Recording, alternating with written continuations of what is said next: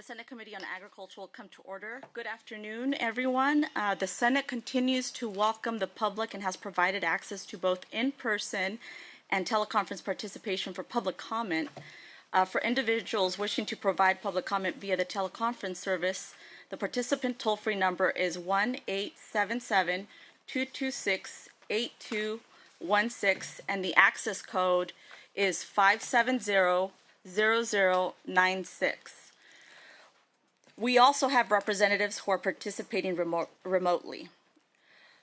For today's hearing, we will be hearing all of the panelists on the agenda prior to taking any public comment. Once we have heard all of the panelists, we will have a public comment period for those who wish to comment on the topics on today's agenda.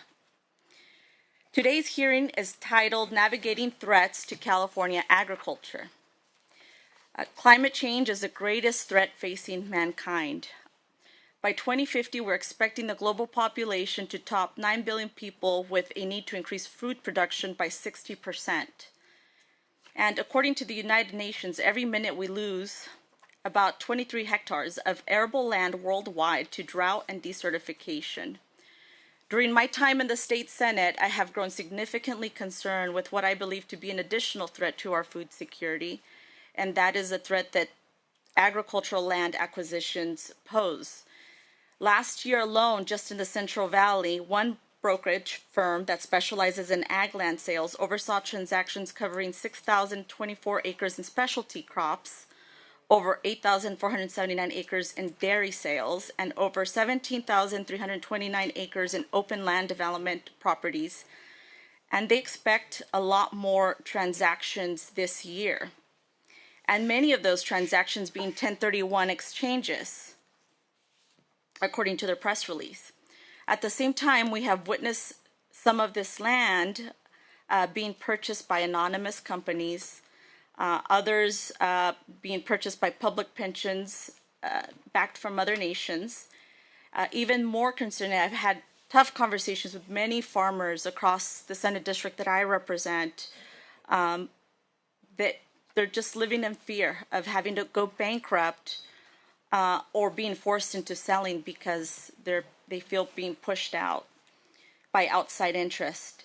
And while we have well-intentioned laws and policies that are being used to threaten their livelihoods, because that's what it is, farming really is about family, it's about hard work, it's about giving back to community and providing food to millions around the world. And to those struggling farmers, it has never been about profits. It has always been about family and giving back. So there's a lot at stake here, and it's not just about growing the food we need to survive. This productive land is being considered for various reasons, like mineral rights, water rights, that can put big interest in control of our very basic needs. And a lot of this, the data that is driving these investments is at the hands of a few. So over the last 2 years, I have made every effort to address this issue and shed light on it.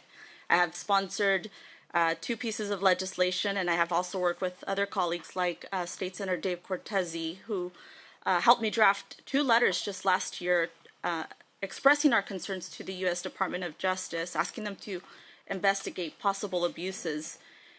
But here we are today, and while at times it has felt easier to just give up, it is good people like those you'll be hearing from today on this panel that will be speaking that continue to motivate me and help me bring transparency into what is happening.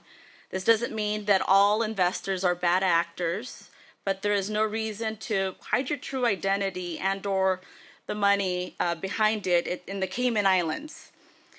This is a state and nation that believes that this land is a land of opportunity and prosperity. There shouldn't be a need to hide your identity. And we have to ask ourselves what happens when the state doesn't know who is buying our ag land or for what purpose. What happens when urban sprawl takes over prime ag land and California can no longer be the breadbasket to the world? And what happens if a hostile actor purchases the land and we don't know what they want to use that land for? So today it is my hope that those that are watching get some insight into one of the greatest threats facing agriculture in our nation, and that we work collaboratively on every level to ensure that California continues to be ag strong while protecting one of the state's most critical resource. And so at this moment, I really want to just open it up to members of the committee if they want to provide any comments for the opening statement. Senator Dodd. Yes. Thank you very much, Chair Hurtado. I want to thank you and your staff for holding this hearing and having me join. The protection of California's agricultural nature is a critical issue in every corner of our state. Our farms feed the nation and play an important role in the development of our clean energy, carbon sequestration, and economic development. I'm proud to represent a district rich with agriculture. Many are familiar with the world-famous wine-growing regions I represent in Napa and Sonoma counties. But I also represent Solano County, which is a major ag region producing great wine along with livestock and crops. In fact, agricultural land makes up 62% of Solano, and the county ranks among the top 5 counties in California for production of sheep and lamb, grain, corn, hay, and safflower. Ag production and related business generate almost $1.3 billion each year, creating thousands of jobs around the county. Safe to say, Solano County contributes greatly to California's reputation of being America's breadbasket. So people in my district have been understandably alarmed by a company operating in the shadows, buying large tracts of Solano County ag land for the past several years. Now recent reports indicate their intent to push development of large swaths of agriculturally zoned land into some new city.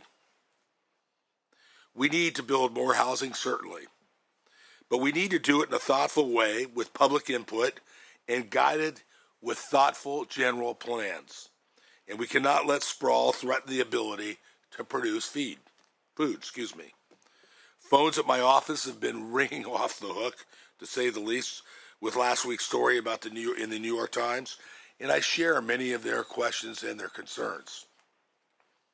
In Napa County, we fought sprawl by enacting a revolutionary agricultural preserve 55 years ago.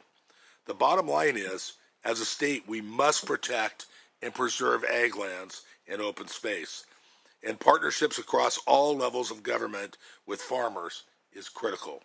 I really appreciate the opportunity, Chair Hurtado, to be here with you today and appreciate the opportunity to speak. Thank you. We also have Senator Maria Alvarado Gil. Thank you, Chair Hurtado. I want to welcome our guests today.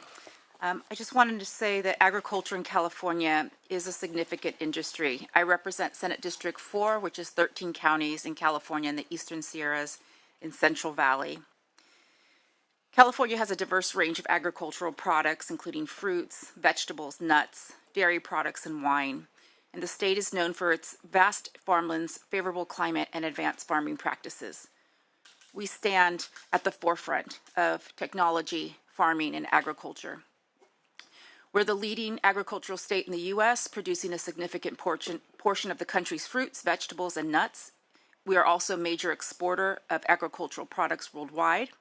Our agricultural industry contributes billions of dollars to the economy and provides numerous jobs for farmers, farm workers, producers, and other industries. Our favorable climate allows for year-round cultivation of various crops, including in California's Central Valley. With its fertile soil and abundant water resources, is particularly important for agriculture. The region is known as the breadbasket of the world, but it's up to us to keep it that way. However, agriculture in California does face various challenges, and we're going to be talking about today. Water scarcity is a significant concern, with droughts impacting water availability for irrigation.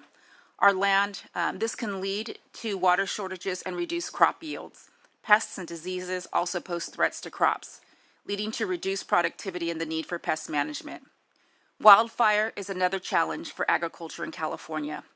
Wildfire can destroy crops, farmlands, infrastructure, and leading to significant losses to farmers. Climate change is exacerbating these challenges by altering temperature and rainfall patterns, affecting crop growth and water availability. These are some of the concerns that we talk about frequently here in California.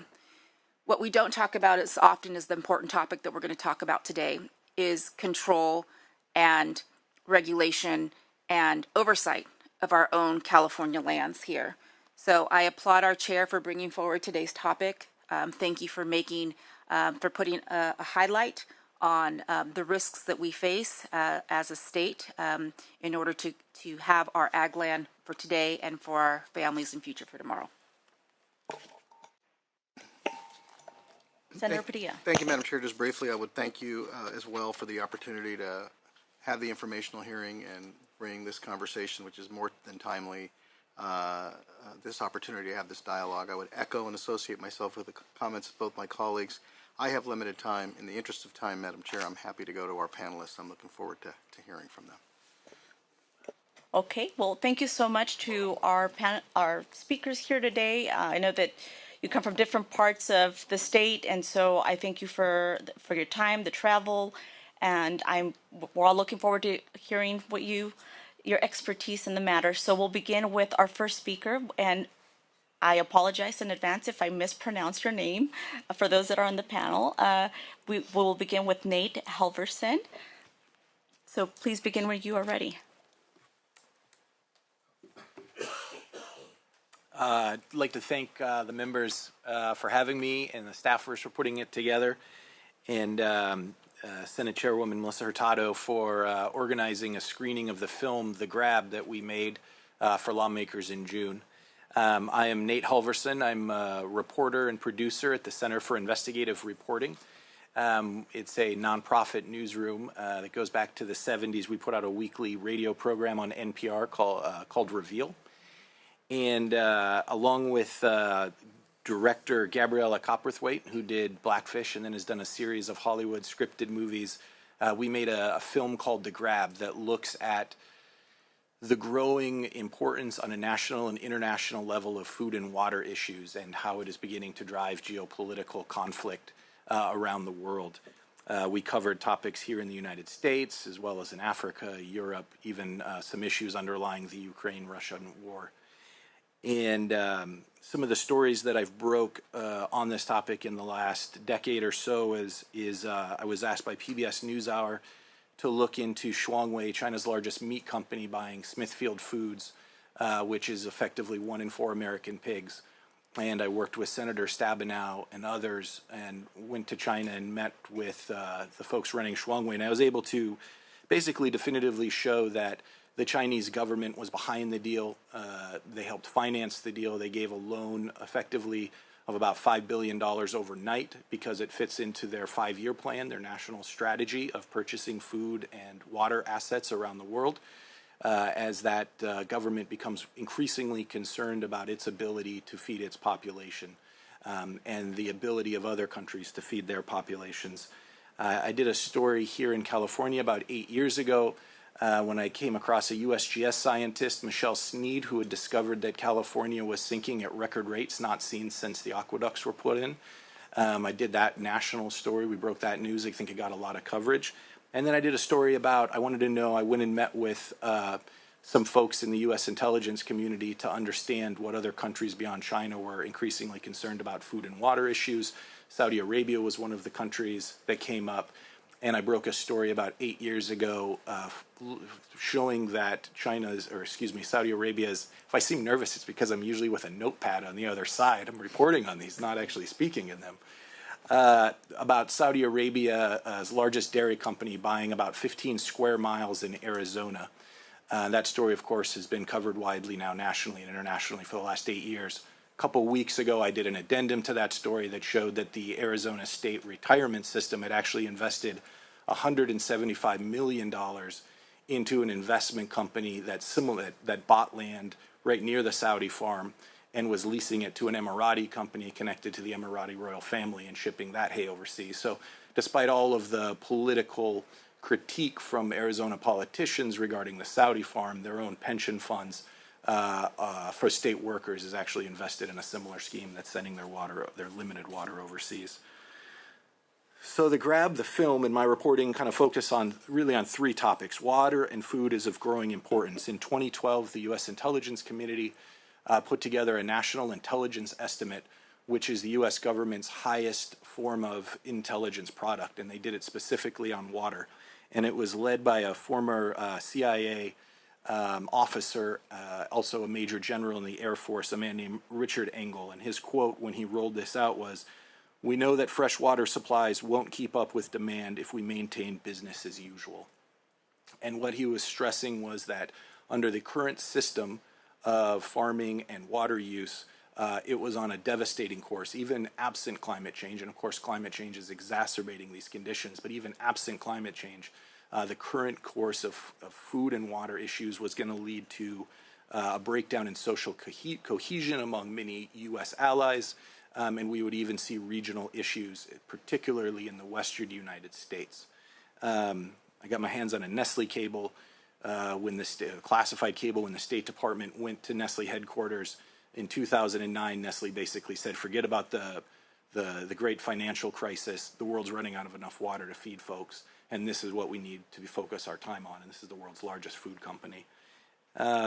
Now, the second piece of those three items is that other countries are moving swiftly to address their needs. You know, I mentioned the Kingdom of Saudi Arabia.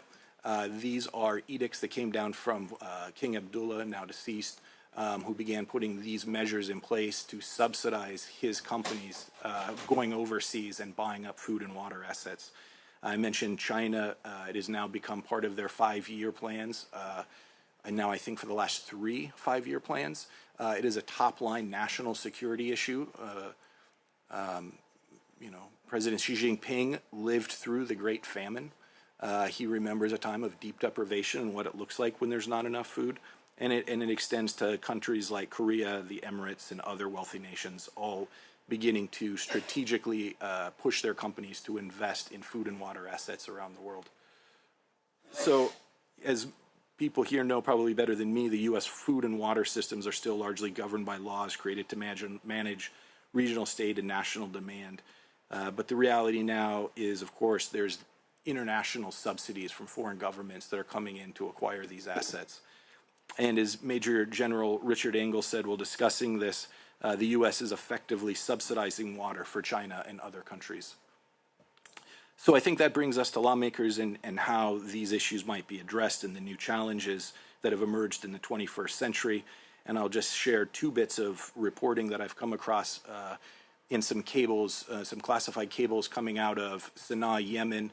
In the lead up to the civil war there, you had the head of the water ministry telling then Ambassador Sesh that mismanagement of water by the government and a lack of law and regulation had resulted in a breakdown of social cohesion. So you began to see water riots around the country.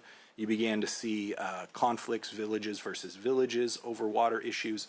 And in the end, the Houthi from the north, whose water had been drained by large agricultural commercial interests, ended up coming down and sacking Sana'a. Of course, there are many complicated underlying factors in these issues.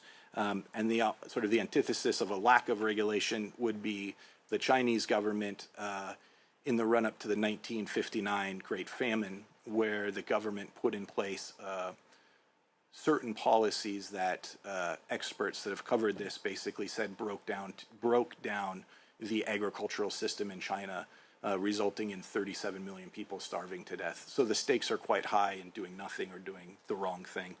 I look forward to any questions I might be able to answer. Thank you.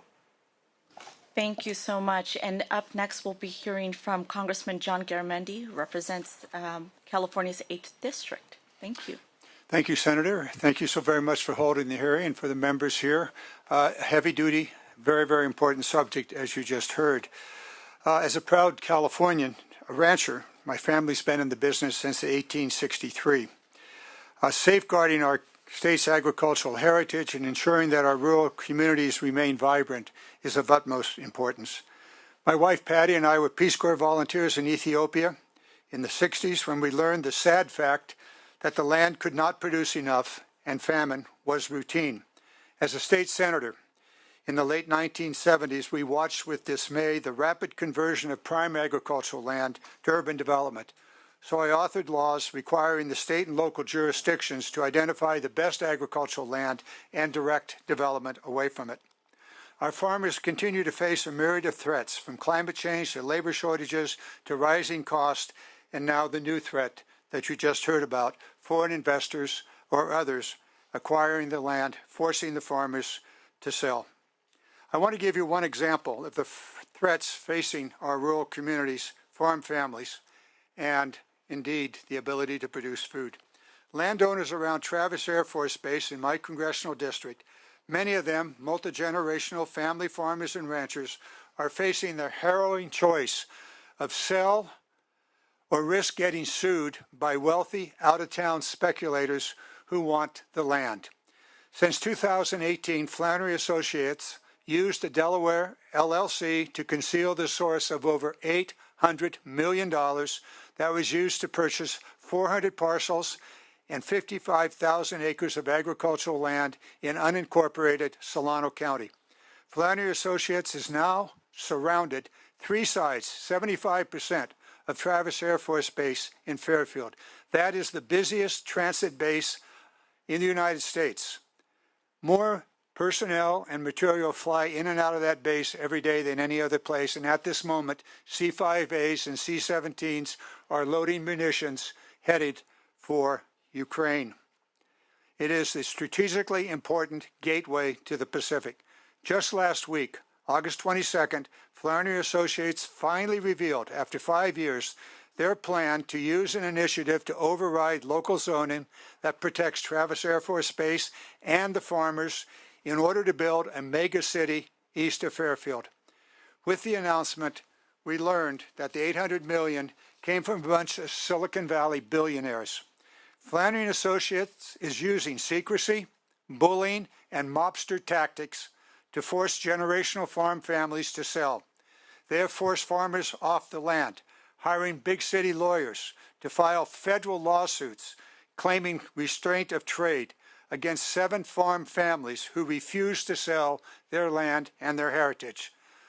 One family, not able to pay the legal cost of defending themselves, has sold out. That lawsuit is a heavy-handed, despicable intimidation tactic, and those Silicon Valley bigwig billionaires should be shamed and they should be held to account. And their names are known. Now, if these investors plan to convince Solano County and the residents and their elected representatives, none of whom have had a conversation with Flannery Associates, that building a new city on productive agricultural land is a wise scheme, they're off to a terrible start at earning the community's trust. Now, keeping agricultural land, adjoining military installation, and other critical assets in California and across the country, keeping it in agricultural production is the best possible use to prevent encroachment and to protect those bases. Travis Air Force Base cannot operate surrounded by skyscrapers, wind turbines, tract homes, or other kinds of development right up to the fence line. No military base can. That's just one reason why the state of California, its counties and cities must ensure responsible, compatible agricultural use around critical economic and national security assets. One way to do this is through conservation easements, ensuring that the agricultural landowners are compensated for the value of their open space, that the value of their open space provides to others, including the U.S. military. In 1999, Patty and I donated to the California Rangeland Trust a permanent conservation easement on our ranch in Calaveras County. I hope agricultural landowners across the state will take a hard look at placing easements on their property. Now, the U.S. Department of Defense has long understood the value of conserving open space, buffering military installations. On the House Armed Services Committee, I have worked to increase funding for the Department of Defense Readiness Environmental Protection Integration Program. $40 million is available this year to purchase easements from willing landowners. $173 million has already been spent in California to conserve land adjacent to military bases. At Beale Air Force Base, just to the north of there, which I represented until January of this year, local landowners have received $11.5 million to place conservation easements on 7,650 acres adjoining the base. thereby protecting the base as well as agricultural production. This year, Mike Thompson and I are working with Democrats and Republican members of Congress to ensure that the Department of Defense and other federal agencies can do a better job reviewing real estate transactions to prevent encroachment or espionage by foreign adversaries at sensitive military and national security installations.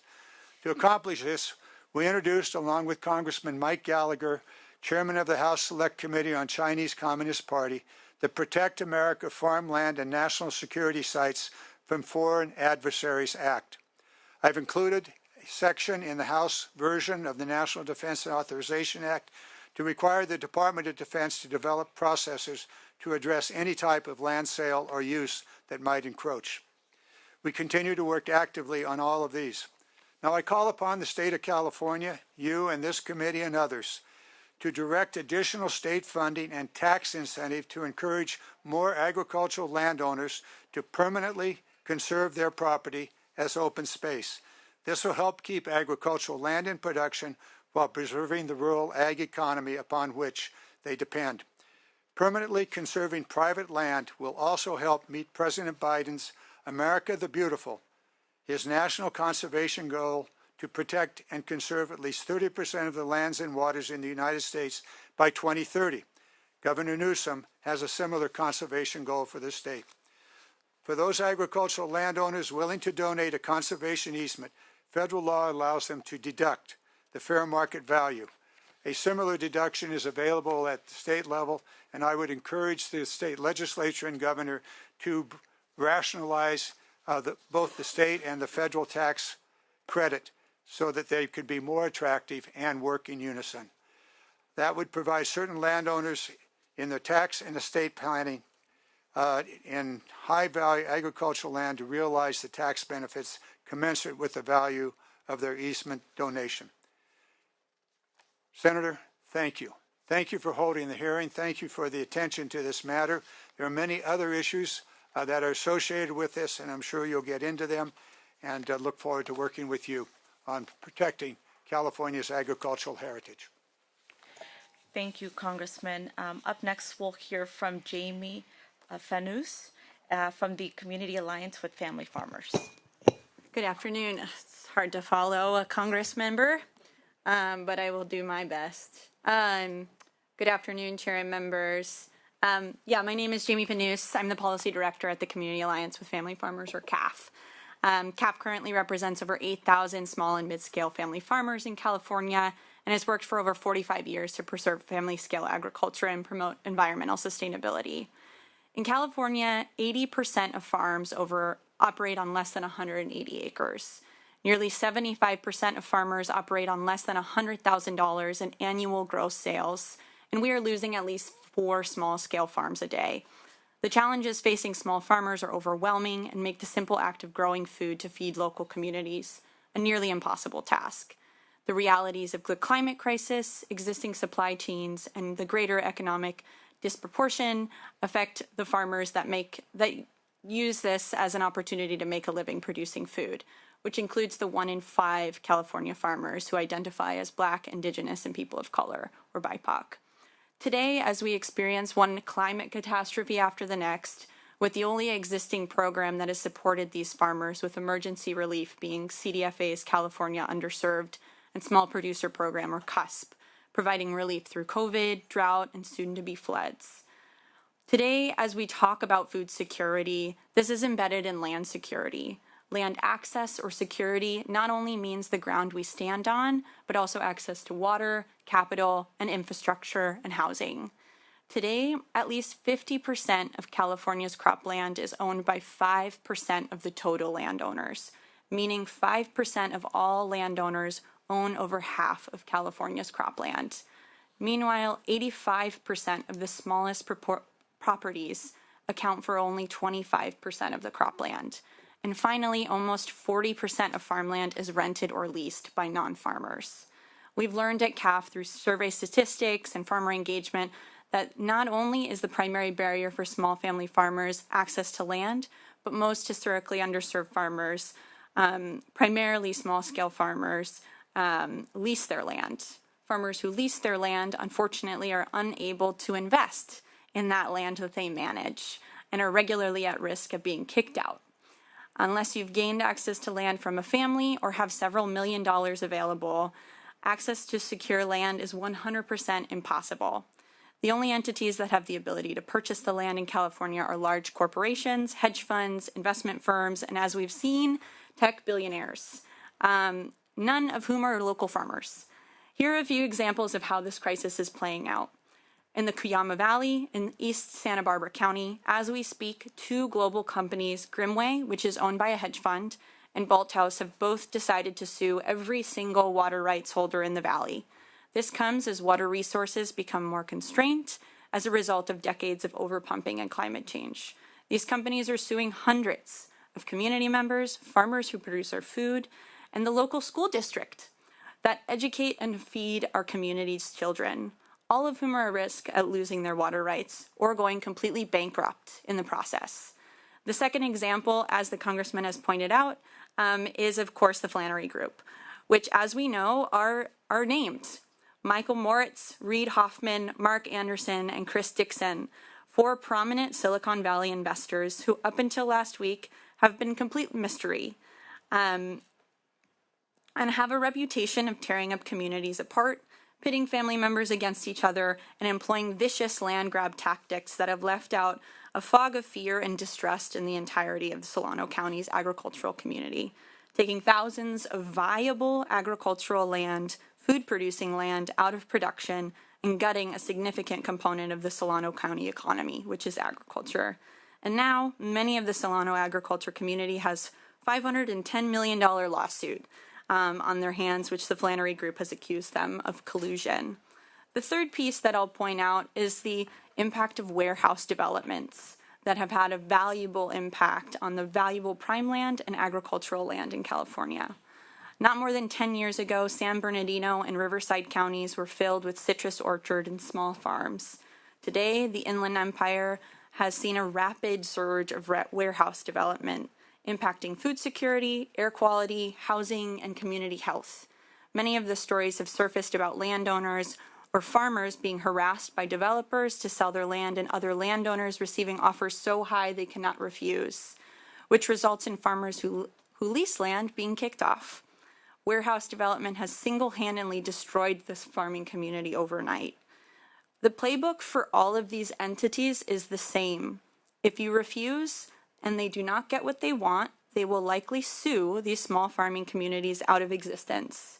It is a chilling reality, but we are seeing it play out in many instances in California. We need immediate and serious laws and regulations to stop these land grabs from continuing if we have any hope of taking back control for our communities. When it comes to the protection of land, we need to think about the farmers who have never had access to land and the farmers who are at risk of losing their land. While bodies like the California Land Equity Task Force at the Strategic Growth Council is a great first step forward, laws must be written and passed today to slow down this type of land grab and resource grab, meaning water. Thank you so much for holding this time to speak about this really important issue. Thank you, Jamie. And up next, we have Christopher Cabaldon, former mayor of West Sacramento, past member of the Delta Protection Commission and Central Valley Regional Water Quality Control Board. Thank you for being here. Thank you so much, Madam Chair. And I just want to pick up where both Jamie and Congressman Garamendi have taken us into, but to see how this works on the ground, because you might be thinking, well, we have CEQA, we have LAFCOs, we have Williamson, we have a lot of policies.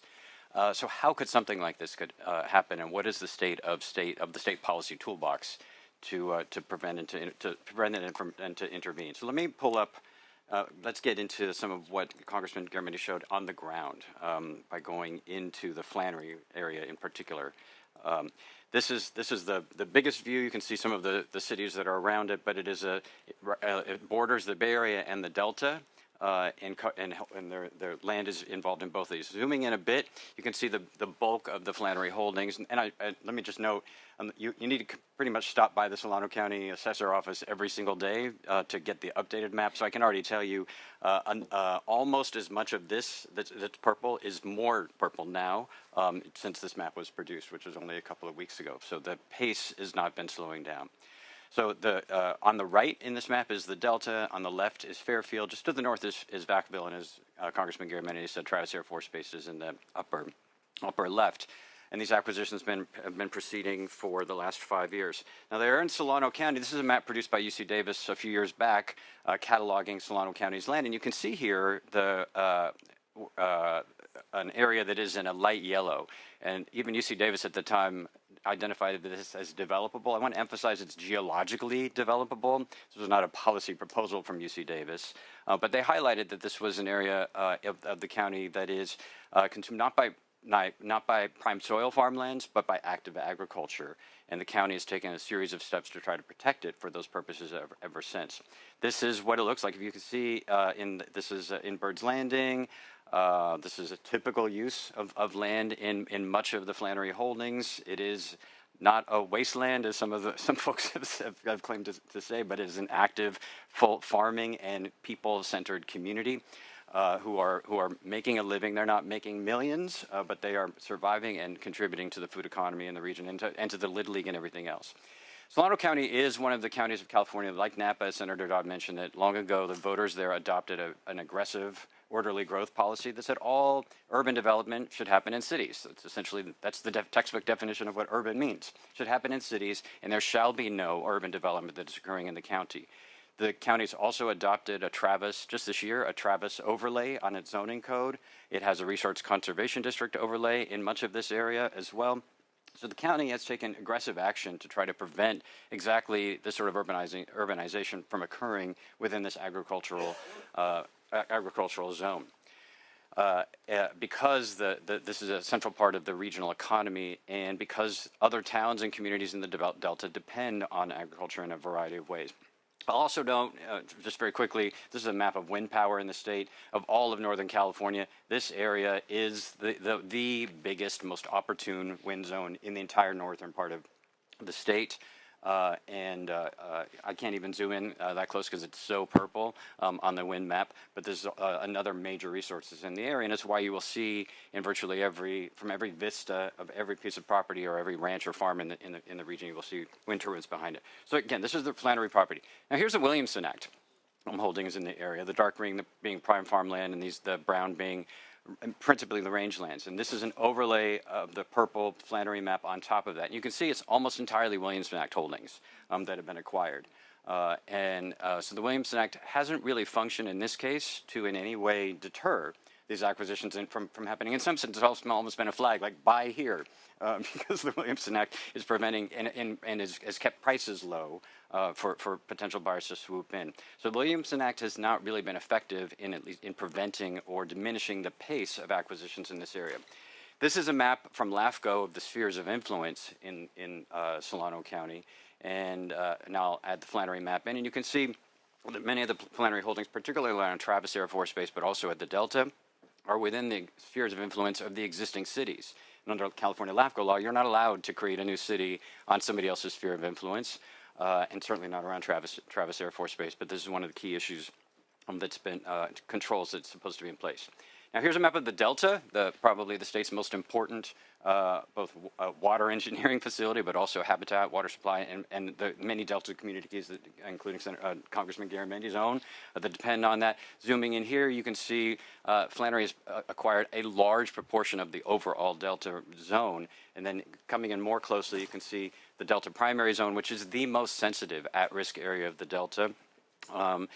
Where the holdings exist in the Delta secondary zone, which are those areas that are, if they were to fall, the Delta primary zone is next. So there is a state plan and state zoning rules. I served on the Delta Commission for 20 years that prevents urbanization inside the primary zone, but not in the secondary zone and not immediately adjacent to it. And you can see it's kind of an artifact of history that Rio Vista, which now is completely surrounded by Flannery holdings, is not in the legal Delta, but that's not a hydrological or an ecological designation. It's just an accident of history. All right, next, let's turn to the water issues that have been mentioned. This is the State Water Project. If you look, here's the North Bay Aqueduct. It's a small part of the State Water Project, but it's really important if you're in Solano County or Napa County because that's where a large proportion of the water supply comes for drinking water and other municipal uses. This is the North Bay Aqueduct, and it is connected to the Delta, which is then connected to the Sacramento River, which is then connected to Shasta Dam by virtue of this little slough.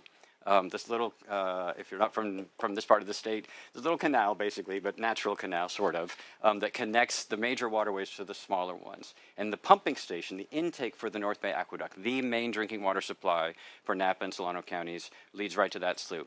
Now you can see here that same slough, it's right in the middle. There's a big body of water and then a slough running off to the left of it.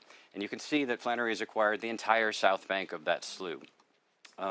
As well as land surrounding. This is a very, very important piece of the water infrastructure. Obviously, it's essential for both counties and agriculture, and for Travis, which relies on a traffic supply station as well. So this is an absolutely critical piece of that infrastructure that Flannery has also acquired. Next, and maybe last in the detail piece, just to note that here's an example of a project that is also in the vicinity that's designed not just for the local region, but the entire health of the flood protection system for all of Northern California, which the Yolo Causeway is a major portion of. And this property, the Little Egbert tract, is right next to the town of Rio Vista, and it's being converted essentially into tidal action land in order to promote flood protection in the local area, but also to make sure that the bypass system for all of the state functions properly. So it's an absolutely critical state priority. We just recently, in the Port of West Sacramento, deeded over Prospect Island across the water for the same purpose, to widen the amount of tidal action that occurs in this area to protect water and agriculture and flood protection for the entire region. And as you can see from the map, Flannery's acquired all the land right up to it, including most of the reclamation district that is 1/2 of the votes on the Little Egbert project JPA. So what we're seeing here is a pretty substantial sweeping effect across a lot of resources in this area. And the question then comes is, are the state's tools, are they up to this task? And I want to note a couple of things. First is that agriculture, as you know better than anyone, that it depends on critical mass in a region.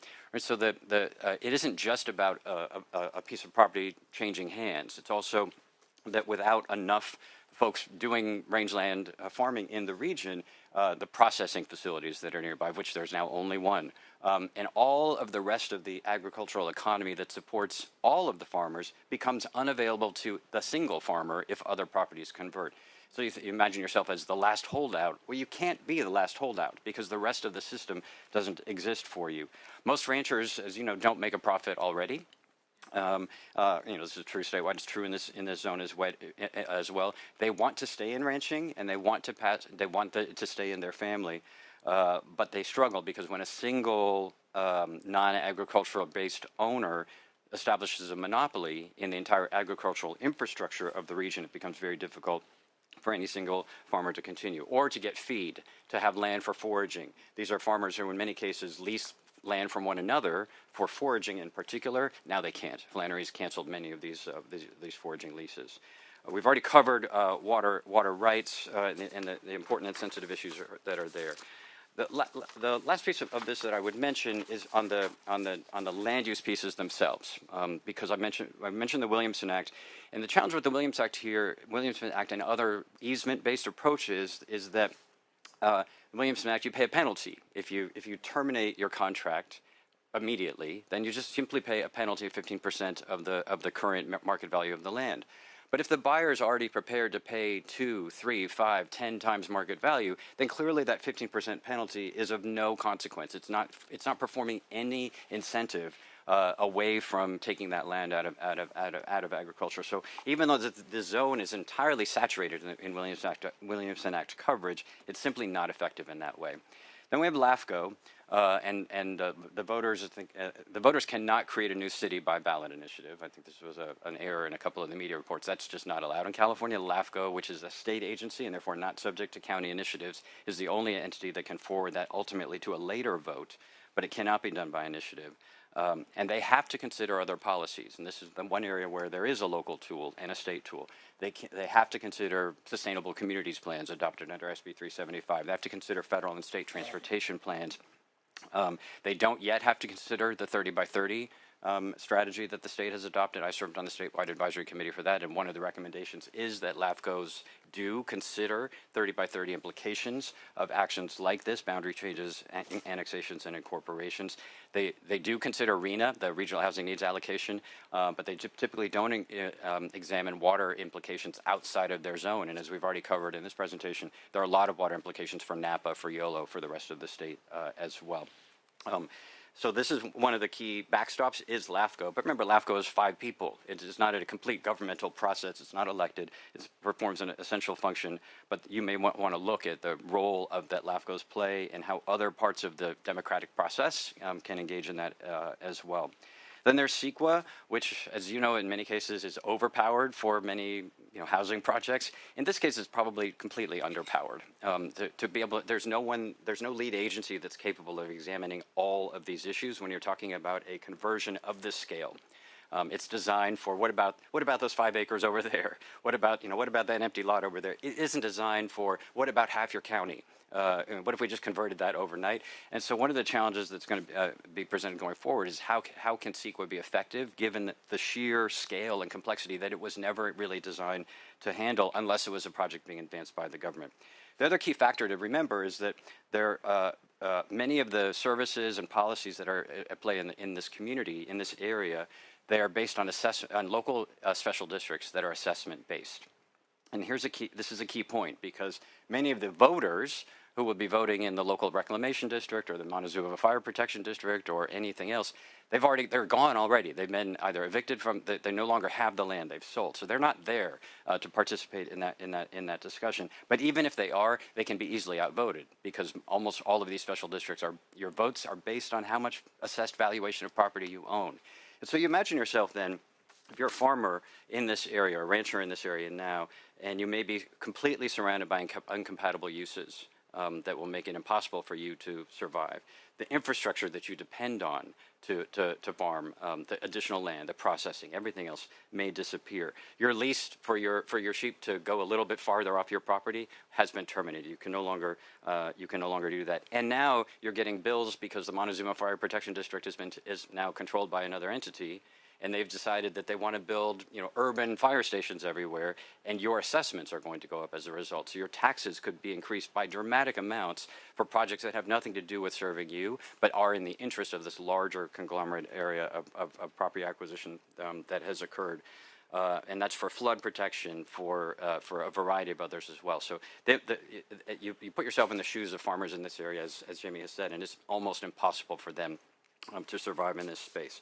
So where we're left then is the challenge being that even if the project is rejected locally, it doesn't go through LAFCO or it's dropped, you can't reset the clock, right? You cannot turn it back and say, okay, no harm, no foul. Let's just return to the way this community was 2 years ago because the owners will be gone. The family farmers will have left.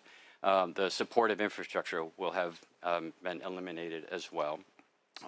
The investments in the infrastructure, and so over and over again, what you find yourself in a situation where it may not be reversible. So the question I think for you and for the state is how to upgrade the toolbox at the state level, so we're not at this situation at local communities. Too many of the laws that we have they're not designed for this scale. They cannot handle $1 billion of private investment all at once, and they sort of assume that they would. So there will be 50 state agencies reviewing this project and 20 local ones as well, but they're seeing it after the fact and after the farmers have left.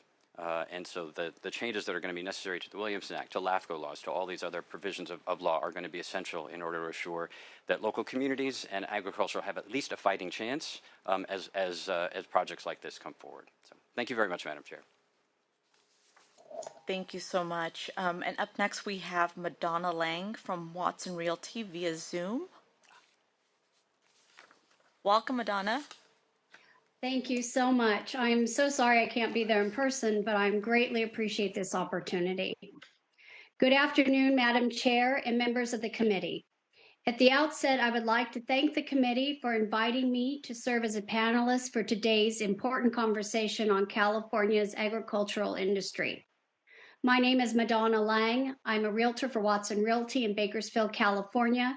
I'm a fifth-generation farmer, second-generation realtor, and have over 9 years' experience in selling ag land in California. In my experience, I have found that not all land is created equal. Therefore, protecting the state's most fertile land is of critical importance.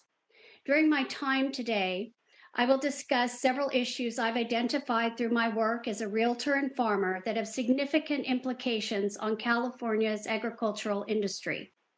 First, the issue I'd like to briefly discuss today is water. My dad is my professional mentor. Throughout his career as a realtor and landowner, he has completed over 800 escrow transactions. When I asked him what I needed to know about selling agricultural land, he said one word: water. I can't express this enough, that the single most important qualifier for good ag land is water. High quality and quantity food comes from fertile soil and available water. In California, we have the climate to grow over 400 different commodities. Due to the Sustainable Groundwater Management Act, or SGMA, a large portion of very fertile land is going to go fallow. Agricultural land prices impacted adversely by SGMA have dropped 75%. In my experience, agricultural land sales have become much more complicated as a result of SGMA, because there exists a lot of confusion when buying property. Increasingly, buyers are concerned that their water allocations will diminish the closer they get to 2040.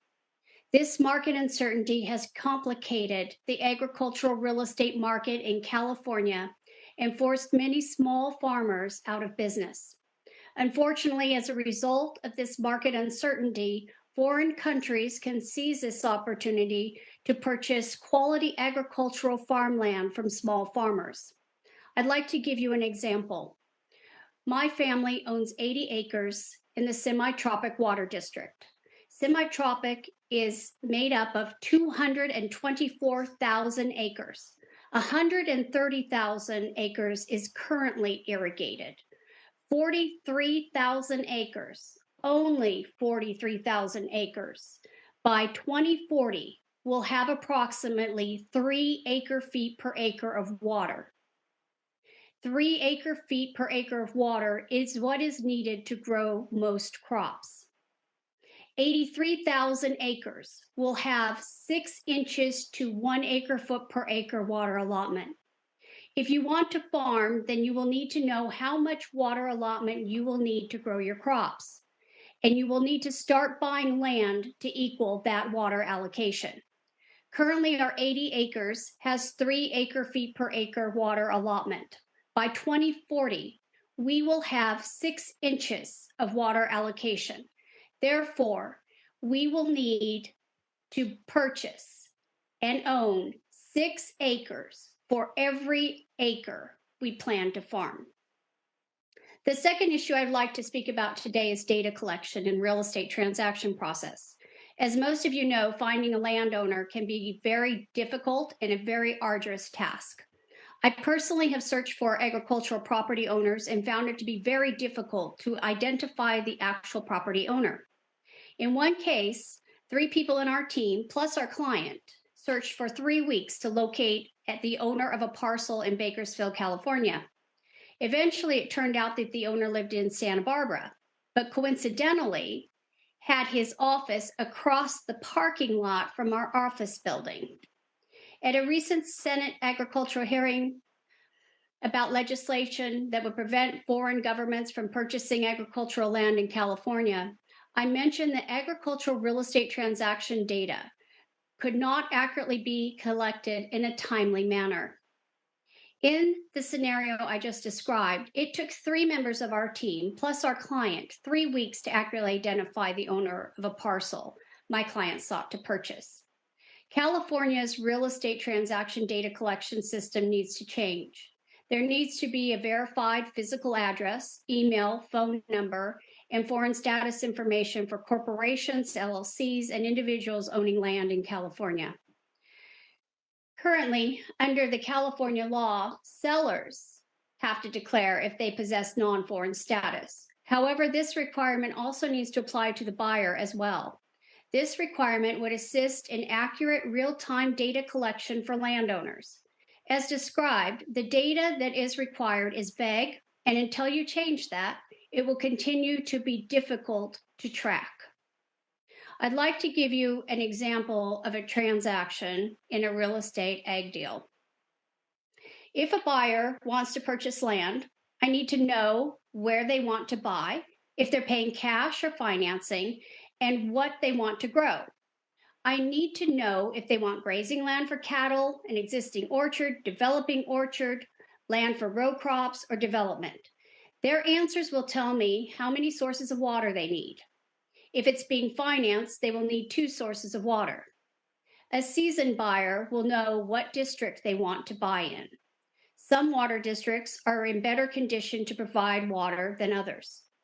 I will check the MLS and commercial sites for available land. Often, land isn't for sale if it has good water available. If that's the case, I start looking up parcels and landowners so that I can see if they'd be interested in selling. It would be great if the data was reliable and could provide me with a name, address, and phone number. This was the situation when the landowner's office was across the parking lot. Once a parcel is located, an offer is made. The sale is contingent on investigations, finance, disclosures, acceptance, and appraisal. Investigations include phase 1, soils, leaf samples, water samples, well tests, septic tests, and building inspections, etc. Normally, there's a 45-day free look period so that there is time to reach out to the water district and hear back on all the investigative work, finance, and appraisals. Escrow for land deals can take anywhere from 90 days to 6 months. During that time, title is run on the property, finance is established, and the disclosures and documents are signed by both buyers and sellers. If a problem is discovered, then that has to be negotiated. I have had buyers added and subtracted right up to the close of escrow. It's rare, but it does occur. One of our partners, First American Title, who has helped us with a lot of our transactions, I reached out to them to verify that buyers aren't required to declare foreign status. They confirmed that in situations where foreign companies are selling or taking out a loan, they have to verify the correct person is signing. However, non-foreign status disclosures are not completed by the seller. Presently, a large portion of data that is collected is provided on volunteer basis and allows for virtual addresses to be submitted instead of actual addresses. Providing an email is optional and a phone number isn't even required. Data is only as good as the information provided. I would like to thank you all for this opportunity to participate today, and I look forward to any questions that you may have. Thank you. Thank you so much. And up next, we have Melissa Cregan, the Ag Commissioner for Fresno County. Good afternoon, Chairwoman Hurtado. Thank you, members of the committee, for having me here to speak today. Again, my name is Melissa Cregan. I'm the Agricultural Commissioner and Sealer of Weights and Measures in Fresno County, and I also represent the California Agricultural Commissioner and Sealers Association as the Vice President of Agriculture. CACASA represents all of California's 58 counties. Agricultural commissioners are responsible for promoting and protecting the state's food supply, agricultural trade, the environment, public health and safety, consumer confidence, and a fair marketplace in California. When I wrote these comments, we had a slightly different direction for this hearing, but I promise you at the end I'm going to tie this in. So I'm going to go ahead and talk about pest prevention in the state of California. And California's farmers and ranchers and farm workers grow over 400 different specialty crops and produce over 50% of the nation's produce. When we discuss threats to California agriculture, as an agricultural commissioner, my first thought is the need to protect agriculture from invasive species and plant diseases. California's agricultural commissioners are part of a network of federal, state, and local agencies that focus on protecting U.S. and California agriculture through pest prevention programs. Simply put, people move pests through the movement of infested items. This can include commercial agricultural shipments, but also items in passenger luggage, parcels containing homegrown fruits and vegetables, nursery stock shipments, and the movement of equipment and other outdoor items that can harbor pests in their egg masses. California has many entry pathways, including 6 international ports of entry along the border with Mexico, 12 seaports, 27 commercial airports, 9 of which are international, 16 border protection stations along the Oregon, Nevada, and Arizona border, and 165 parcel distribution centers. Those are FedEx, UPS, OnTrack, and the U.S. Postal Service. That number continues to grow, maybe not daily, but probably monthly. At the federal level, the Agricultural Quarantine and Inspection Program, operated by the U.S. Department of Agriculture's Animal Plant Health and Inspection Service and the U.S. Department's Homeland Security, Customs and Border Protection, works to intercept plant and animal threats associated with the entry of imported goods and international passengers at the nation's 328 land, air, and seaports of entry.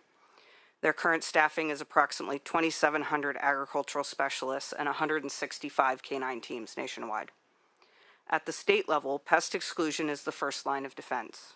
The California Department of Food and Agriculture operates 16 border protection stations where vehicles entering California are inspected and to ensure that they are pest-free and meet all regulatory requirements. CDFA reports that in most years, more than 20 million private vehicles and 7 million commercial vehicles cross into California, resulting in 82,000 rejections. Some shipments that are difficult to inspect, such as beehives and nursery stock, are flagged for additional inspection by County Agricultural Commissioner staff at destination. The state's high-risk pest exclusion program focuses on pathways that have shown to be of the highest risk for introductions of pests into California. These pathways include parcel, air, and nursery stock shipments. In fiscal year 2021, County Agricultural Commissioner staff made over 25,000 premise visits, inspecting 378,000 shipments, resulting in the issuance of 6,000 notice of rejections and the interception of 1,841 pests detrimental to agriculture. In addition to the high-risk pest exclusion program, California operates 14 canine teams focused solely on parcel facilities. These teams are funded through funds from the Federal Farm Bill. From July 1st, 2021 to June 30th, 2022, California dog teams alerted on 47,500 parcels containing agricultural products. And those are parcels that are moving into California. They intercepted 966 significant pests detrimental to agriculture. That's in addition to the 1,841 that were found through the high-risk pest exclusion program. 562 of these pests were intercepted in unmarked packages, which is 58%, demonstrating that unmarked parcels present a high-risk pathway for significant agricultural pests to enter California. Detector canines not only are able to effectively locate unmarked parcels, but also increase the efficiency of the identification and inspection of marked parcels, allowing inspection staff to identify and inspect more parcels that would be possible without the assistance of these canines. Inevitably, we are not able to intercept every pest entering California. Pest detection is the second line of defense to actively search for pests that were able to evade our pest exclusion efforts. Early detection of pests before they become established is crucial to the success of eradicating the pest. Each year, CDFA and CAC staff deploy over 235,000 detection traps throughout the state of California, targeting exotic fruit flies, Japanese beetle, which has infested most states east of the Mississippi River, spongy moth, which infests states in the northwestern United States, Asian citrus psyllid, which is the vector of Huanglong bean that has decimated the citrus industry in Florida, and the glassy-winged sharpshooter, which is the vector of Pierce's disease in grapevines. Both the Asian citrus psyllid and the glassy-winged sharpshooter are established in parts of California, and current efforts in these programs are to limit the spread of the vector and disease until research can find ways for our farmers to combat these diseases. Our last line of defense is pest eradication. Since January of this year, CDFA has set up delimitation trapping or eradication projects in response to 2 Japanese beetle detections, 2 spongy moth detections, and 32 separate exotic fruit fly detections, including guava, oriental, Queensland, peach, and Tau fruit flies. The Tau fruit fly infestation is the first detection of this pest in the Western Hemisphere. Each pest infestation can cost over $1 million to eradicate. This does not include losses to the agricultural industry for the costs of complying with quarantine requirements. Each pest infestation has the potential to disrupt trade and shipments of agricultural commodities to other states and counties and countries. While pest detections in our most populous areas of the state occur every year, this year is different in that 5 separate detections have occurred in the San Joaquin Valley counties of Fresno, Kern, and Merced. In a typical year, there are 0 or maybe 1 exotic fruit fly detection in the San Joaquin Valley. The threat to California agriculture from exotic pests and diseases will only continue to grow as we see increases in California's population and continued globalization. The last time a comprehensive review of California's pest prevention system was conducted was 1997 as a result of SB 2062, authored by Don Rogers. Recommendations from that study included an additional $14 million for high-risk pest exclusion activities. As a result of this recommendation, Food and Ag Code Section 2282.5 was enacted, requiring an appropriation of $5.5 million to be utilized solely for high-risk pest exclusion activities. The intention at the time was to increase that amount to $14 million in the following year, since the $5.5 million was only meant to fund the program for the partial year. Unfortunately, that never happened, and despite the statute, currently funding from this program has only been $3.1 million statewide compared to the $14 million in 1997 that was recommended to fund that program. This funding was cut in fiscal year 12-13, with obviously all of the budget cuts that a lot of agencies had to undergo. However, it was never reestablished. In an effort to plan for the future, CACASA and CDFA have partnered with UC and CSU researchers to conduct a new comprehensive review of California's pest prevention system. That report is due to be finalized in early 2024, and we look forward to having updated information on the needs of the pest prevention program to protect California agriculture. And now I'll tie in how we've seen this, the idea and the concept of pest prevention and pest control in general come into play with land use. In Fresno County, we have a lot of areas that have been purchased by investors for lots of reasons that have been talked about today. And they don't come in and purchase that land and take out the crop and return it to native vegetation. They just simply abandon the crop. And it continues to be out there growing in, certain states, harboring pests. And those pests then move onto adjacent properties and cause significant damage. And, we have one area on the west side of Fresno County that is 7,000 acres that was purchased by a Canadian pension fund that has been abandoned. And it's causing millions of dollars in damage to the neighbors. And the neighboring farm owners come to me, the ag commissioner, and they say, Melissa, there's these abatement laws on the books, right? The ag commissioner, you can go and abate these pest problems. And that is true. There are abatement laws on the books, but they don't work. The abatement process first requires me to determine who the property owner is. And as we've discussed today, that can obviously be difficult to do. And so maybe after 5 or so years of researching who owns the property, sending letters through our county councils, we might get some cooperation from the property owner. But if we don't, the process requires that the county board of supervisors authorizes the ag commissioner to go out and procure a contract and have that, whatever that pest is that need to be abated, removed. And in this case, we would need to remove 7,000 acres. That's probably in the range of $20 to $25 million for that project. And that's more than double my department budget. So obviously I can't fit that in my budget.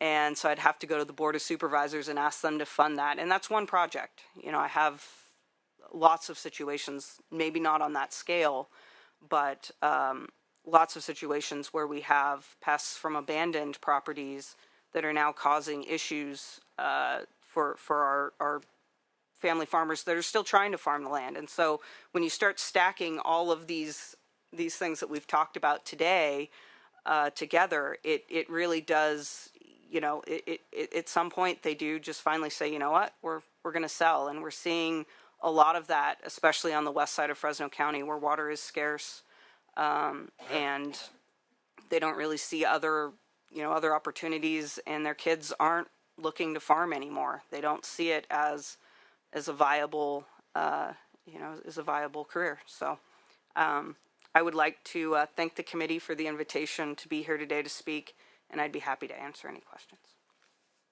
We have one more speaker, and that is Michael Del Bar, CEO of California Rangeland Trust. Thank you for being here, and please begin. Thank you, Madam Chair. And as you stated, I'm Michael Del Bar, the CEO of the California Rangeland Trust. And my comments are going to take a little bit of a different angle as well, but definitely pertinent to the conversation.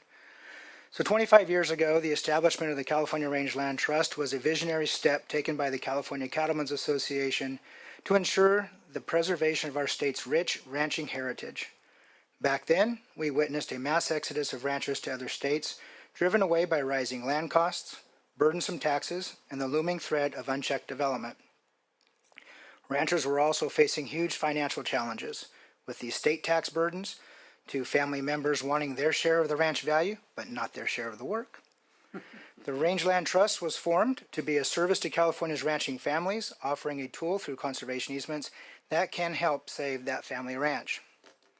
Flash forward to today, the Rangeland Trust has worked with 87 ranching families in the state to conserve over 378,000 acres of private working rangelands from Siskiyou County to San Diego County, Pacific Ocean to the Nevada border, with another 102 ranching families in our queue trying to conserve more than 225,000 additional acres with us. And I'm proud that our very first easement, which the Congressman did not mention, was his family's ranch. So thank you for getting us a good kickstart. So as successful as we have been with this tool to help protect California's working lands, the threats to the ranching and farming industry that they saw 25 years ago have not disappeared and have continued to lurk right around the corner for private landowners. The addition of more regulations and threats has made it even harder to be a rancher and farmer in California. They operate on very thin margins. The old adage, how to end up with $1 million in ranching, start with $3 million. So why do ranchers sell? What can we do to help them stay on the land? The issues that force these landowners to look at getting out of this business: squeezed profit margins. The ever-rising costs of equipment, seed, feed, and other inputs are eroding profit margins for ranchers and farmers. They face the paradox of paying retail prices to produce products sold at wholesale rates, making it increasingly challenging to sustain their operations. Land purchases as investments. As we've talked about today, outsiders to the industry, including wealthy individuals and corporations, are increasingly purchasing agricultural lands as investments. This surge in demand is driving up land prices, rendering it unaffordable for average ranchers and farmers to acquire land for production purposes. Labor costs and regulations. Stringent labor regulations and escalating labor costs are adding to the burden faced by ranchers and farmers, making it harder for them to maintain their operations efficiently. CARB requirements and equipment costs. Ranchers are grappling with the financial strain of conforming to CARB requirements, often necessitating substantial investments in equipment upgrades. Many are being forced to divert revenue towards meeting these regulations, leaving their profit margins even thinner and thinner. Fuel costs. Escalating fuel prices with diesel surpassing $5 a gallon and driving up transportation and operational expenses. These elevated costs hinder essential activities such as livestock transportation and field work. Lack of processing facilities, the scarcity of processing facilities and the high cost associated with processing are posing significant obstacles to ranchers. Two-way, long-range hauling of animals and products become unviable due to these challenges. Drought and water restrictions. Severe drought conditions and water restrictions have led to reduced land production and forced ranchers to sell cattle due to inadequate pastures. This not only diminishes food production locally, but also impacts our state, nation, and global food supply. It is imperative that we not only develop new water supplies, but protect our existing ones as well. Generational transition and land transfer. An additional challenge lies in the fact that California has 5 times more farmers and ranchers aged 65 and over than those under 35. The transfer of land from one generation to the next is a major concern impacting the industry's future. And negative public perception. Ranchers and farmers often find themselves portrayed unfavorably by the media and, frankly, by some sectors of government. This portrayal does not reflect the vital role they play in feeding our communities and sustaining our economy. It also unfairly drives public opinion, which has a negative impact on farmers and ranchers. So all that's like a death from 1,000 cuts. Yet, with these challenges come potential solutions. And if we, as a state, are willing to rally behind the industry, some of these solutions include conservation easements. Conservation easements present a potential solution by reducing land costs through the elimination of development value. This approach could facilitate younger producers' ability to acquire and continue agricultural operations. While the state has provided funding for the acquisition of agricultural conservation easements, the funds amount to only 11 cents per capita. For reference, Delaware spends $6 per capita. In order to permanently protect working lands that those 102 ranching families that are looking to the Rangeland Trust to protect, we would need $250 million. The longer they have to wait, the greater the chance and circumstances will change and we will lose those opportunities. We were actually approached by Travis Air Force Base using the REPI monies that the congressman mentioned to help protect through conservation easements the land around the base. When we said, we're absolutely interested, what can we do? How can we make this work? They said, oh, well, never mind, there's not enough land left. That was a big blow for us because we were really excited about having the opportunity to put easements on those lands and keep them in production. The Williamson Act. I'm going to take a little bit of a different spin here. The Williamson Act is recognized as the best conservation program in terms of value. Reinstating county subventions could bolster its effectiveness and get more lands enrolled in the program. It may not help in this particular case, but it is a huge benefit to those farmers and ranchers in keeping them in business. It's another tool that they need, and it's very effective. Direct-to-consumer sales. Over the past 15 years, direct-to-consumer sales have tripled. However, a serious lack of infrastructure hinders the industry's ability to fully capitalize on this avenue. By addressing the infrastructure issues and other regulations, it presents a tremendous opportunity for producers to capitalize on their sales and also to consumers to go directly to the source to get their food. And while this is not a state issue, but a federal one, eliminating capital gains. While it's a federal issue, eliminating capital gain taxes on the sale of conservation easements could serve as an incentive to encourage more landowners to participate in conservation efforts. California produces over 400 commodities, some of which are only commercially produced here in the state. Agriculture contributes over $132 billion per year to the state's economy. Our ag industry is vital for food security, economic prosperity, and environmental quality. Yet agriculture much too often gets blamed, regulated, and driven out. We all felt the impact of the lack of abundant and affordable food supplies when during COVID, we stared at empty shelves in the grocery store. California stands as a national leader in agriculture, yet our farmers and ranchers face mounting obstacles that jeopardize their ability to continue feeding our state and nation. The additional regulations and challenges they encounter daily only make their plight more difficult. As the number of farmers and ranchers decreases, the specter of food insecurity looms larger over our state nation, and world. Thank you, Madam Chair and Senators, for your leadership, and thank you for the opportunity to share these thoughts with you today. No, I want to thank each and every one of you for participating in today's committee hearing. Obviously, we had a lot of speakers here today, but I mean, very important information. Each and every one of you provided just really good insight into the landscape of all the different threats and challenges that really come with agriculture and the land. At this moment, I want to provide an opportunity to committee members and see if they have any questions or comments for our panelists. And Senator Cortese. Well, thank you, Senator Hurtado. And first of all, thank you for convening the hearing. It's been, well, it's much needed.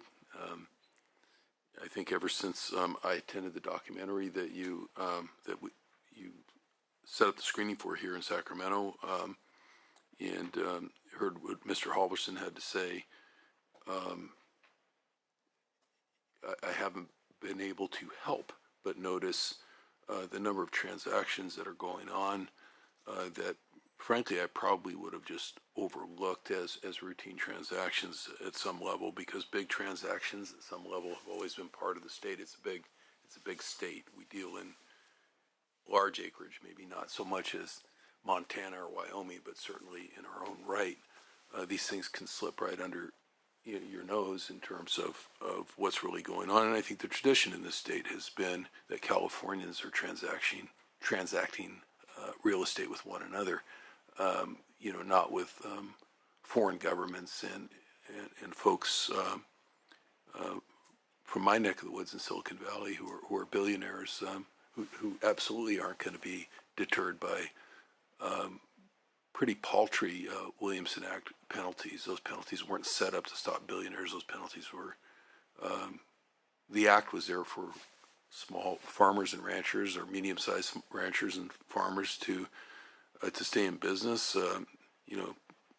Back in the day, of course, pre-Prop 13, people were being driven right out of business by, alternating reassessments and property tax increases that were, I know, killed agriculture in my region, which was once called the Valley of Heart's Delight. That said, I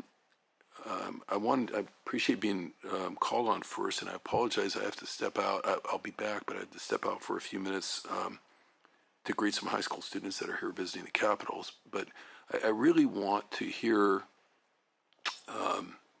beyond what our great Congressman John Garamendi is doing, and thank you for such a profoundly thoughtful presentation and corresponding documents. But with the tools that we do have, in certainly the Government Reorganization Act, I have a familial connection to that. In this state, it's called Cortese Knox and Cortese Knox Hertzberg.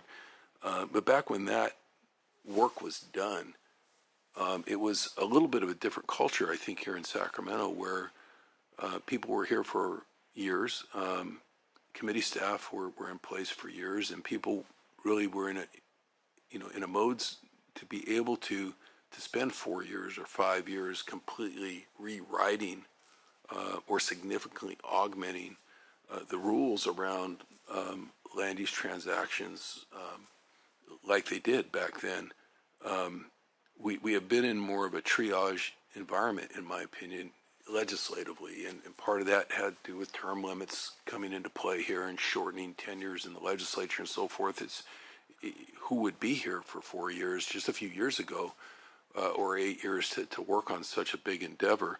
But I think we're back in a place now where we can and frankly need to take a look at deeper dives into our own statutes, our own code sections, and do so in a hurry where we can.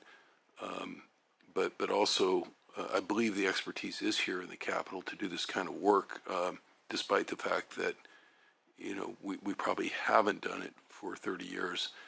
So if you go back to the whole LAFCO side of things here, it strikes me that, and I'd like to hear from you on the panel, but it strikes me that there's opportunity there. There's nothing stopping the legislature from coming in and putting some new guardrails in terms of what can and can't be done in terms of these mega transactions. I think that was part of the point, you know, when you refer to it as a tool, but it's not such a good tool if we just keep what's been in place for 20 or 30 years, when these kind of transactions really weren't a problem or weren't going on.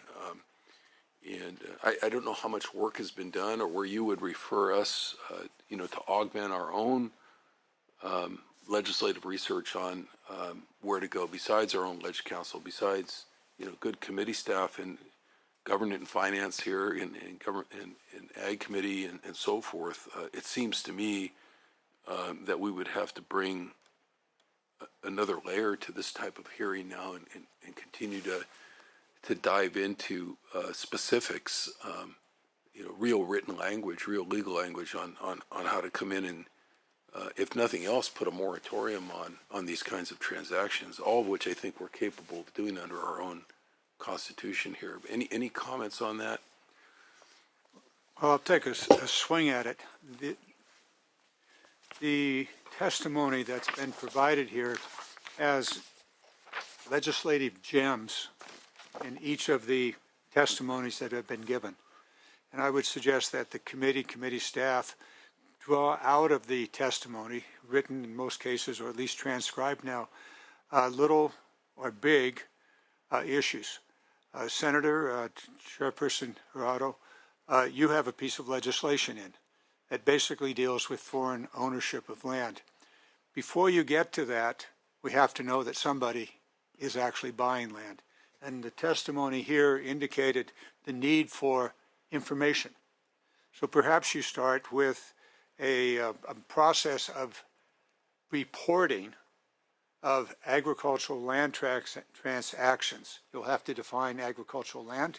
You've heard different kinds, rangeland, prime agricultural land, and so forth. Soil conditions, which 1978, we defined that. And actually the maps in California now display that. So you start with information. And then you can build upon it additional prohibitions, such as the senator's legislation, and also protections, which was the essence of my testimony, is that there are certain key assets that you want to protect. And then I want to add one more thing, and this was the testimony about the family farmers. There's actually money at the federal level in the Department of Agriculture to provide financing for startup family farmers. And that could be, and it seems to me should be, coordinated with the efforts of the state of California to make that money attractive, and perhaps even with agricultural commissioners, not that you need more work to do, but for the State Department of Agriculture to coordinate and enhance the ability of startup farmers, which we heard earlier today, to access that money. Thank you, Senator. I guess what I would add, and I did serve on the Hertzberg Commission that helped lead to that work, and worked here. Well, not in, I was going to say in the building, but in the Capitol when your father was here as well.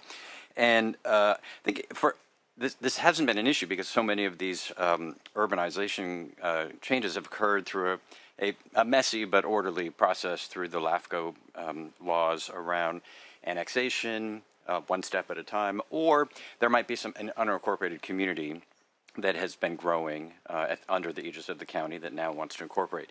The case that we're seeing here, the Flannery case in particular, but it's not unique in the country for sure, is a proposal for incorporation of an urbanization of an area, a completely blank slate from the perspective of the organizers, all the communities and farming that's happening underneath it, not present, which is impossible under the current LAFCO law, unless you happen to control 5 or 6 or 7 special districts and you have the resources to change the entire zoning map through a ballot initiative, that sort of thing. And so that I think is where if you were to think about an area to spend some real thought trying to fix the Cortese-Knox-Hertzberg law, is that one, is what occurs in that situation where out of nowhere you have a proposal to accomplish this. The second piece, which I'm still thinking through myself, which is, but then what do you do? That would give you the tools to be able to say no to the project. But we still have this issue that we talked about earlier, that what has to, with all the acquisitions that occur on the prospect of the project happening, if the project doesn't happen, you end up with the pest issues that have been described and all the other ones that I described as well. And we don't have that mechanism. You rarely see that on annexations. You know, it's just it's a couple more acres being put into a community. It's not the end of the world if either way how it goes. But in this particular case, you have the current law allows for the complete erasure of the status quo prior to the very first public hearing or vote, and that I think is that's the challenge within the Cortese Knox Hertzberg that's got to be solved. Thank you, and Senator, if I can, just through the chair, going back to the ag easement issue, I wish Senator Laird was here because my understanding is, as a resources secretary, he was instrumental in standing up the California program, which is bigger than it was on day one, but it still really would need to be augmented to take on what I see going on in my own county with urbanization of South County, 12,000 acres that we're trying to preserve that is more of a local land grab, day in, day out. Apple Computer would have been down there years ago had they been able to pull it off politically.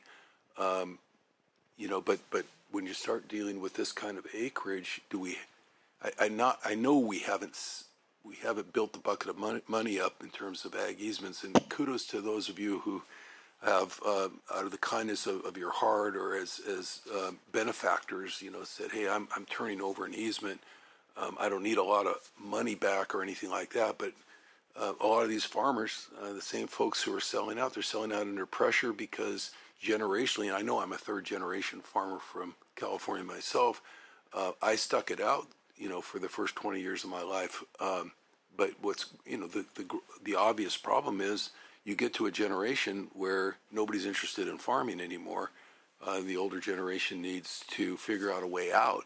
And then somebody comes along with the grab and says, we're your best friend. All of a sudden, we've got the money. We're going to do what you're seeing with Flannery. And to compete with that, we have found on a smaller scale, at least in our own county, if you have ag easement money available, folks will take that. You know, if this isn't, farmers are not trying to go down the path of either urbanization or mega deals. They would love to keep their fee title to their property, be able to keep that as part of the family legacy, and then maybe bring a new immigrant family in, or a retired CPA or somebody to come in and farm over the top of that property under the easement. So it's a terrific program we have, but maybe this will be the impetus for, you know, this problem that we have, this grab problem that we have, maybe would finally be the impetus to really put a huge commitment of state dollars into the ag easement program. So again, those are more comments. I don't suspect there's too much argument about that here, but I'm glad to get that on the record. Thank you, Senator. If I may, I just want to like put it out there that there are plenty of people that want to farm, but they don't have $1 million to go buy land. There are actually lots of young folks that just don't have the ability to suddenly be gifted $1 million. And I actually want to just point out that I've been extremely impressed with senators and Congress and the feds, frankly, for doing incredible work in terms of actually creating space for beginning and underserved farmers to access land through that Land Capital and Markets program. $300 million went to programs and hopefully farmers to purchase land. It's possible. Actually, if the federal government can do it, we certainly can in this state. And then the other point I wanted to bring up is, you know, of course, as these farm bill conversations are happening, there's so many amazing marker bills that are coming out. And the one that I've noticed most recently is Senator Cory Booker's, which is the Farmland for Farmers Act, which really starts to address some of these issues that we've been talking about of let's actually keep farmland in the farming communities, and let's start slowing down that transition that we're all seeing and from farmers to investment companies and so on. So just highlighting those, just throwing kudos where they deserve to be. Yeah. Thank you. Any additional questions or comments? Go ahead. Hi, I also want to thank you all for your time here. I'll be very quick. I want to focus on foreign land ownership because this has been a bill that's come before us here, and we've wrestled with it now for years here at the legislature. Now, some of the benefits or some of the concerns, I would say, loss of control over valuable resources, potential exploitation of our land and resources, and then also the impact on local farmers and communities. And we certainly talked about that today. However, some of the proponents would also note that the foreign investment in agriculture also has a benefit, such as increased capital, technology transfer, and access to international markets. How do we balance the benefits and the risks in a state that's so prolific around being the first and everything? So how do we balance that mindset and that culture to ensure that we are being smart stewards of our ag land? Your argument about technology and transfer, I would challenge the rest of the world to be as creative and as advanced in technology as California. The European Union has many things going for them, particularly on the issues of pesticides, herbicides, and the like. However, in America, and particularly in California, you have to be creative. You have to use the most modern technology. And we are blessed in California with a thing called the land grant universities. The University of California specifically, and now also the state university system that is the best in the world on all research and the application of that research to advance efficiency and effectiveness in farming. So I think that I'm going to go back. You can't solve a problem if you don't know what the problem is, where it is, and how it's happening. So I would start with, and probably this should be the least objectionable, that is information. Okay. Simply requiring that any defined agricultural land that's sold, that information be made publicly available as to who is the buyer. And remember, LLCs are specifically designed to hide the real money. So you got to deal with that, and this specifically on your bill, Madam Chair. Secondly, once you have the information, it is then easier to make a political argument to address that in how you may want to do it. You may want to do it with conservation easements, and I highly recommend that. You may want to do it as was said about the mechanisms of government, strengthening them in one way or another so that they can act. And you may want to also put some money up front. And that deals not just with the easements, but also with young farmers coming in. I've been around a long time, and I've watched a beautiful thing happen in California, and that is the transition. In my community, Walnut Grove, mostly Italian farmers or European farmers. Filipinos, Asians came in to work the farms. Pretty soon, they became the tenants or the managers, then the tenants, and then the owners. Now that's happening with the Hispanic community. How do you allow that and encourage that to happen? And there have been these suggestions that you've heard here today, and you might couple state programs. It might just, it may be money to come on top of the federal programs, as was discussed, but it might be also information and access. And here's where the state and the federal, or the land grant, University of California, can help. And that is to that organization can provide specific information to assist a new farmer in very, very valuable information. And, for example, market data. What's the market data? I grow hay. I'm having a hell of a time finding out what the market is today. But I need to know because I want to sell it. I don't want to sit there and rot all winter. So anyway, there's a series of things you can do to assist the startup farmer, and I would really urge your attention to that. You said 7,000 acres abandoned, and the threat that that poses to the other, that's where your information comes in. If that information was available earlier, maybe something could have been done, working with the investor to say, just don't abandon this. Let's bring into this a series of small farmers. I'll let it go at that. Thank you. Thank you so much. Okay, I will not ask too many questions. I think my question really deals with, obviously getting the information is important. LLCs have, can have the ability to hide their, who's actually behind them. And I know that a couple years ago, there at the federal level, the Corporate Transparency Act was passed. So, kind of in an effort to try to make sure that there's transparency behind these some of these companies.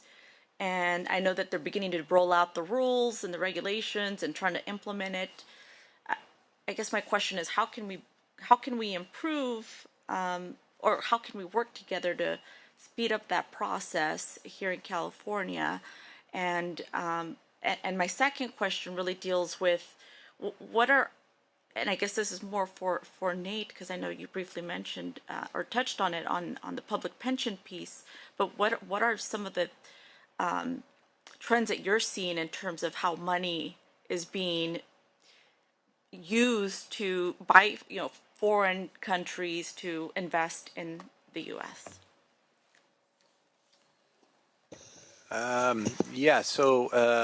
The Canadian Pension Fund was mentioned. One of the gentlemen that was interviewed in our film is a Wall Street investor, and he helped build up with the Canadian Pension Fund a very large and sizable piece of land, land holdings across the U.S. that were then later transferred to the Gates Family Trust, which has recently been reported that Bill and Melinda Gates Family Trust was the largest farmland holder in the United States, and that sort of began with Canadian Pension Fund money. So you're really seeing it's a complex evolution, but what's clear is that increasingly large amounts of money from people driven by profits that are viewing land, agricultural land, as a prime way to generate safe profits, hedged profits. And then you also have the trend of foreign governments that are increasingly worried about their ability to feed their own populations and want to be able to control their food supplies vertically, meaning owning the land. And you have these two things happening in parallel and obviously feeding off of each other. So it's a fairly complex system. There is currently a federal registry that foreign investors into farmland have to register with. So by federal law, you do through, I forget what it stands for, but the acronym is AFIDA, A-F-I-D-A. If you are a foreigner and you buy farmland in the U.S., you are required. When I looked into this several years back, the compliance wasn't that high. The penalties are actually quite high for not complying, but it didn't look like compliance was really all that well enforced. So that's one place that in theory, when this land around Travis was being purchased before the New York Times published the owners, I went to that database and they weren't registered. So they were either not foreign owned or they weren't in compliance, which would have been a very significant penalty. There are, just a way of saying there are some laws in place to begin to track it, not on the state level, but on the federal level. It's a trend that appears to be increasing.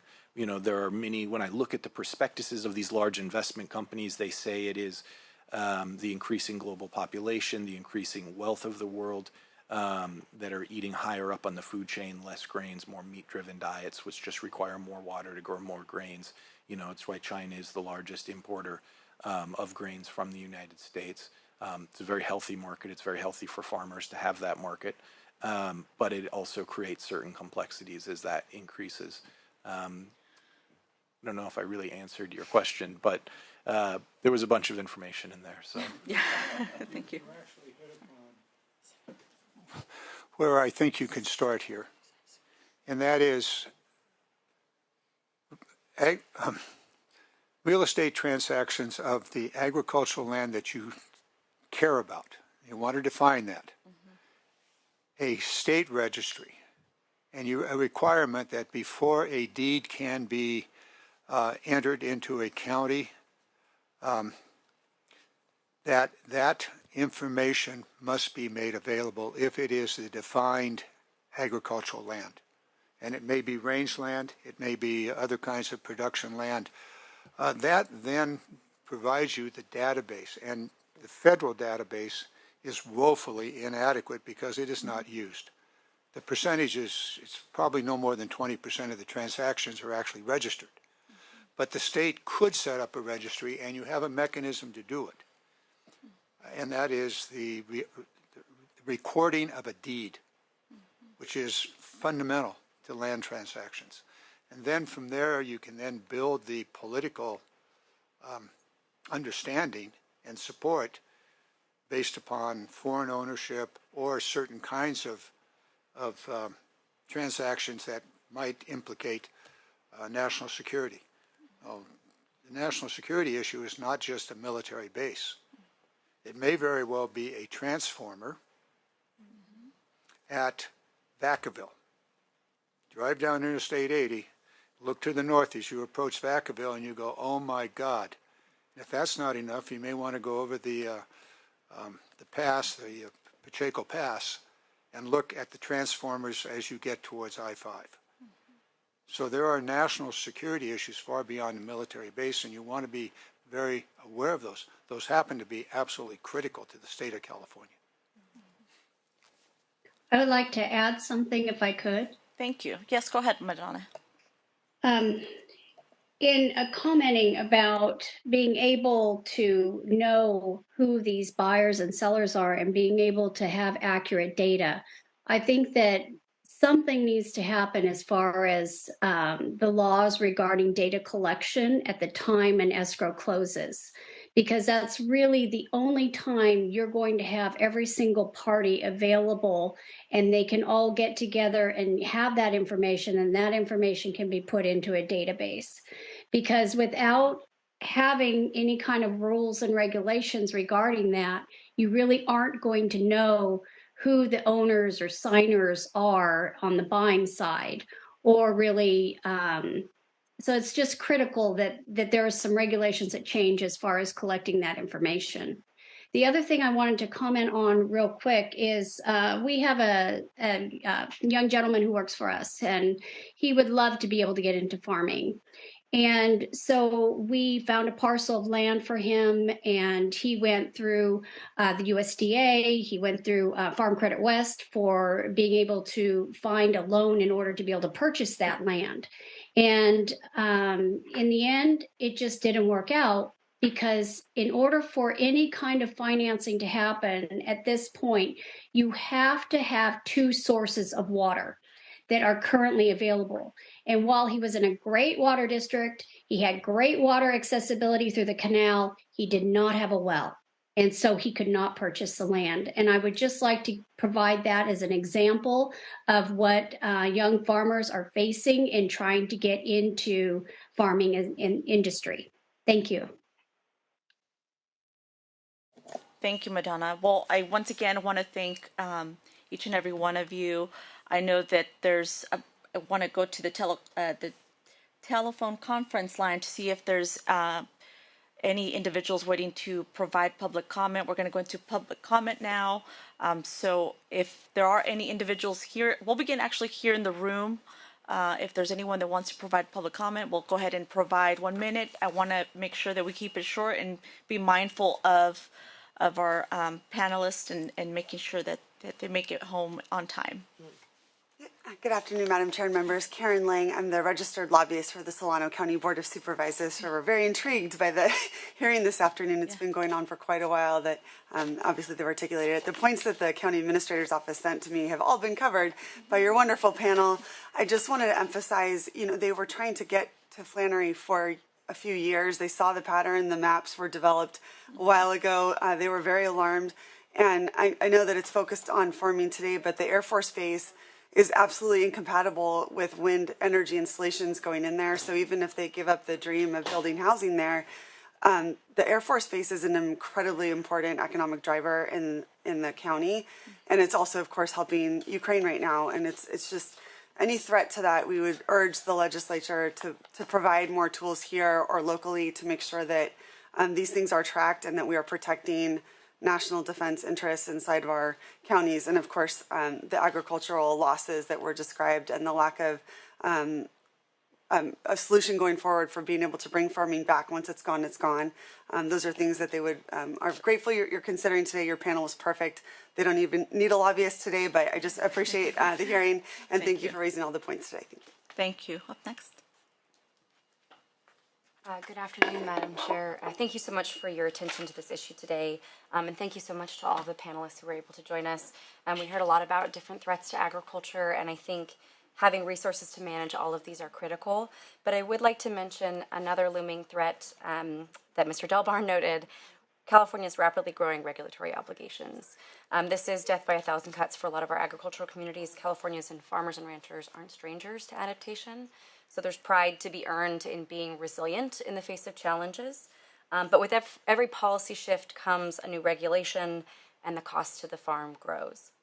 You need to look at water board fees and utility rates as a good example of some of those increasing costs over time. Water quality fees alone have raised 150% in the last 10 years, and then there's an 8.5% increase that's being contemplated. So even if you could overcome the land ownership challenges that dominate a lot of the conversation today, there's real questions about whether or not you could even afford that land to farm. And as you hear frequently in your committee and in your district, these costs put pressure on the hardest family farms in California. So we hope that you consider these impacts in your last few weeks of session. Thank you. Of course. Thank you. Can you state your name and organization? Sorry, just Taylor Roshan. I represent a whole variety of agricultural associations and commodity groups. Great. Thank you. Any other individuals? Okay. Good afternoon, Chair. My name is Peter Ansel from the California Farm Bureau. I wanted to thank you for holding this hearing this afternoon. It's important to our members in Solano County and throughout the state. They feel a lot of pressure constantly on their agriculture operations and their ability to farm. And when there's questions about who the groups are that are purchasing ag lands and there's uncertainty about who those actors are, it certainly raises the alarm bells for them. Farmers appreciate a rural way of life, and there's a lot of consternation currently that this is an opportunity and an attempt of wealthy people in a place that don't like to build housing to just simply move that housing to rural communities. And that's obviously got our membership quite concerned, so we appreciate you bringing attention to the issue this afternoon. Thank you. Okay, if there are no other individuals here to provide comment, we'll move to the telephone public comment line.